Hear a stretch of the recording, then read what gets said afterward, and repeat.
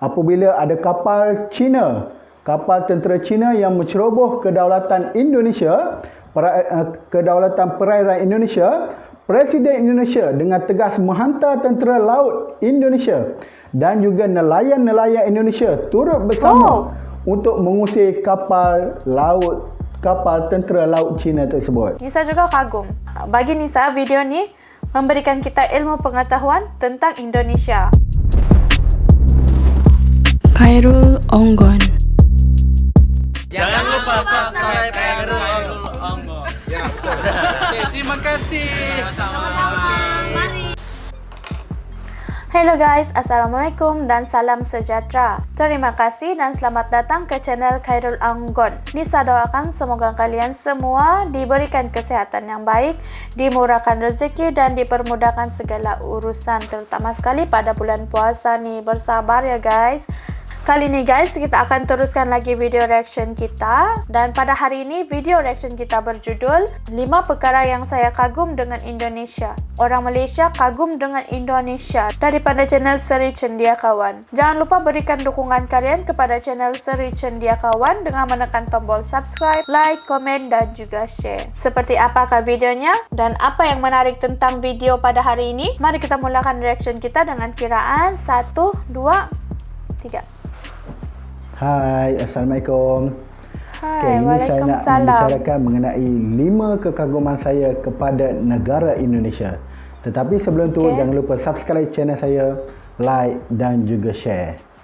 Okay guys, jangan lupa subscribe Seri Cendekiawan. Yes, betul. Yang pertama ni Nisa sokong. Kekaguman pertama Nisa saya juga kepada sokong. Indonesia ialah kerana mempunyai rakyat yang mempunyai semangat patriotik yang tinggi. Jika kita melihat setiap tahun apabila sambutan Hari Kemerdekaan Indonesia, rakyat Indonesia akan mengibarkan bendera Indonesia dengan begitu megah.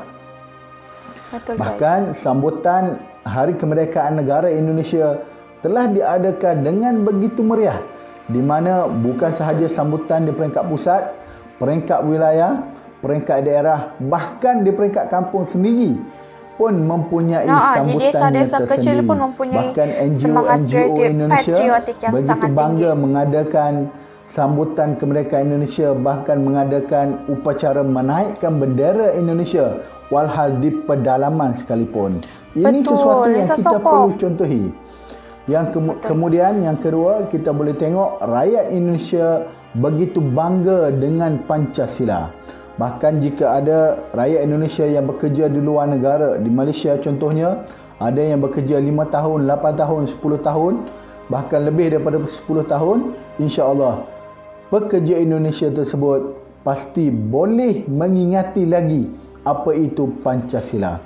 Berbeza dengan negara kita Malaysia, di mana rakyat Malaysia kebanyakannya langsung tidak mengingati rukun negara.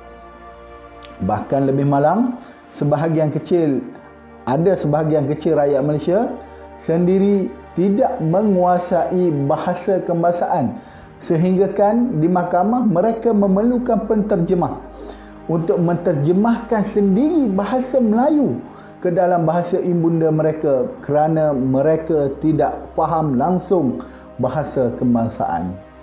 Ini sangat malang bagi Malaysia, dan perkara ini berlaku kerana kurangnya semangat patriotik dalam diri rakyat Malaysia.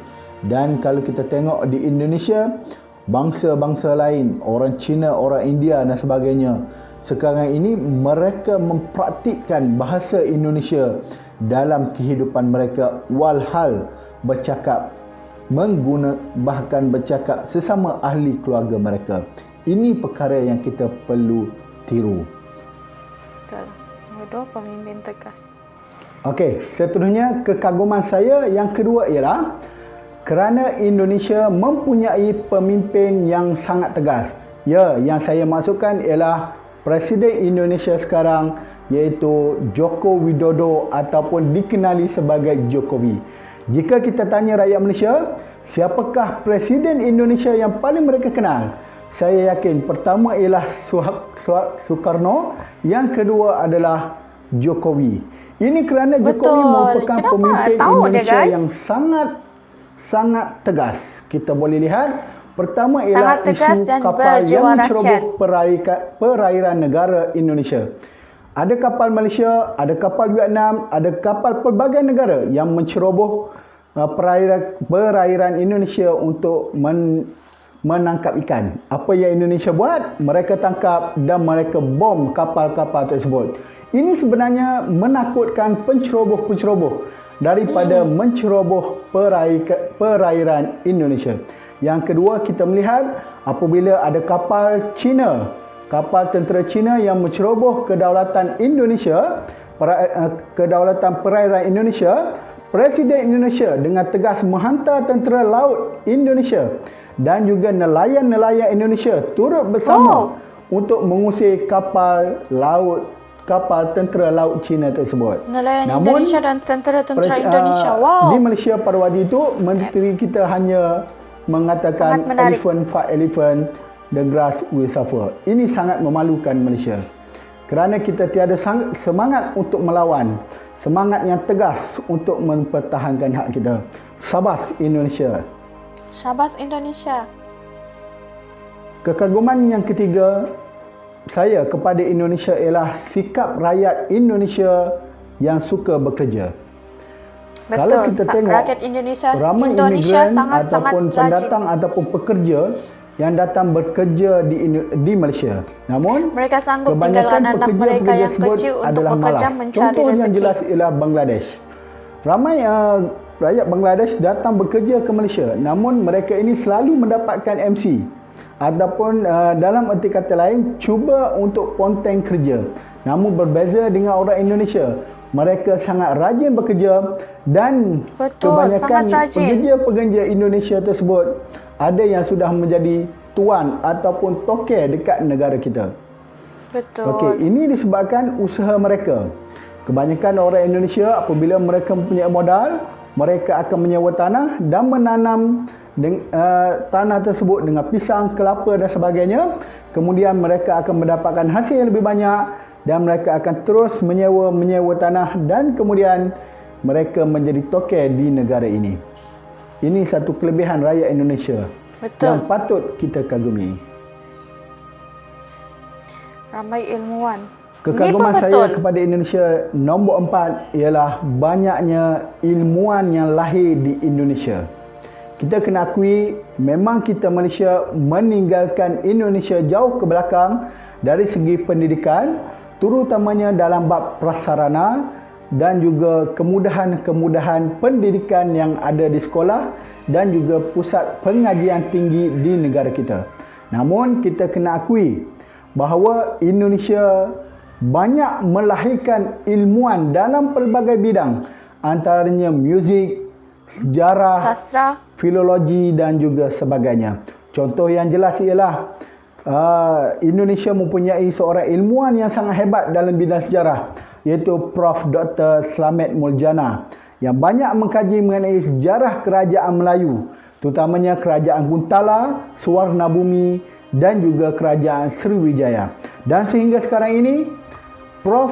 Dr. Slamet Muljana merupakan antara sarjana Indonesia yang paling ramai dirujuk untuk kajian kerajaan Melayu Sriwijaya yang berpusat di Palembang. Bahkan walaupun beliau bukan orang yang terawal mengkaji kerajaan Sriwijaya, namun kebanyakan pendapatnya diterima oleh sarjana-sarjana kemudian kerana mempunyai bukti yang kukuh dan yang lebih tepat. Menarik guys. Selain daripada bidang sejarah, banyak lagi ilmuwan-ilmuwan Indonesia yang kita boleh lihat, terutamanya dalam bidang ilmu-ilmu yang sukar seperti bahasa Sanskrit dan sebagainya. Dan bidang itu sebenarnya tiada di Malaysia.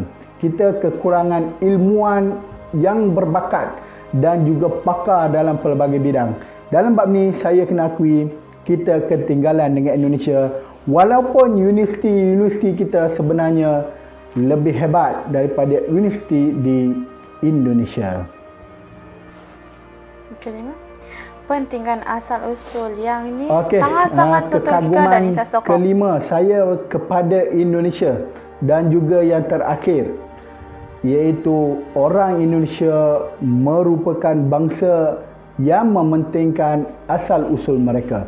Contohnya, kita boleh lihat di Indonesia, orang Jawa bangga dengan pakaian Jawanya, bangga dengan bahasa Jawanya. Orang Bugis juga bangga dengan badiknya, bangga dengan pakaiannya, bangga dengan bahasanya. Begitu juga orang Makassar, orang Bali, orang Melayu Medan, orang Melayu Palembang, orang Melayu Jambi dan sebagainya. Mereka begitu bangga. Apabila berjumpa, antara soalan pertama yang mereka tanya ialah, awak asal daripada mana? Daripada suku mana? Daripada ras mana? Daripada bangsa mana? Itu berbeza dengan kita di Malaysia. Di mana di Malaysia orang Jawa itu Melayu, orang Melayu itu Melayu, orang Mandaling itu Mandaling, orang semuanya Bugis Melayu. itu Melayu. Okey. Maksud dia di Malaysia hanya ada satu bangsa, iaitu bangsa Melayu. Orang Jawa sudah tidak pakai pakaian Jawanya, orang Bugis sudah tidak pakai pakaian Bugisnya, orang Mandaling sudah tak pakai pakaian Mandalingnya, orang Boyan sudah tak pakai pakaian Boyannya. Mereka pakai baju Melayu setiap hari Jumaat apabila nak ke masjid ataupun setiap tahun untuk menyambut Lebaran. Tapi di Indonesia, mereka masih mengekalkan adat tradisi mereka, terutamanya dalam bab perkahwinan. Kalau kita tengok perkahwinan mereka memang cukup meriah dengan pakaiannya, dengan perhiasan wanitanya dan sebagainya. Ini yang hebat tentang Indonesia, sangat mementingkan asal-usul dan jati diri mereka. Assalamualaikum warahmatullahi wabarakatuh. Jangan lupa subscribe, share dan juga like channel saya. InsyaAllah kita akan berkongsi lebih banyak info-info yang menarik mengenai sejarah negara Malaysia, Indonesia dan juga sejarah Melayu. Assalamualaikum warahmatullahi wabarakatuh. Waalaikumsalam warahmatullahi wabarakatuh. Itulah tadi video yang berjudul 5 perkara yang saya kagum dengan Indonesia. Orang Malaysia kagum dengan Indonesia. Nisa juga kagum. Bagi Nisa, video ni memberikan kita ilmu pengetahuan tentang Indonesia.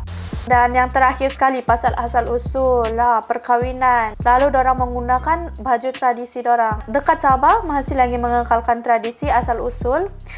Kalian semua setuju atau tidak tentang 5 perkara yang Malaysia kagum dengan Indonesia? Termasuk Nisa sendiri. Nisa sangat-sangat kagum dengan Indonesia. Tetapi itu tidak bermakna Nisa tidak kagum dengan negara Nisa sendiri, Malaysia, Sabah. Nisa kagum dengan Sabah. Kalian semua jangan lupa berikan dukungan kalian kepada channel Seri Cendekiawan dengan menekan tombol subscribe, like, komen dan juga share. Setakat ini saja guys, sehingga kita berjumpa lagi pada video reaction yang akan datang. Nisa minta maaf sangat-sangat jika Nisa ada tersalah tutur kata. Assalamualaikum semua, bye-bye.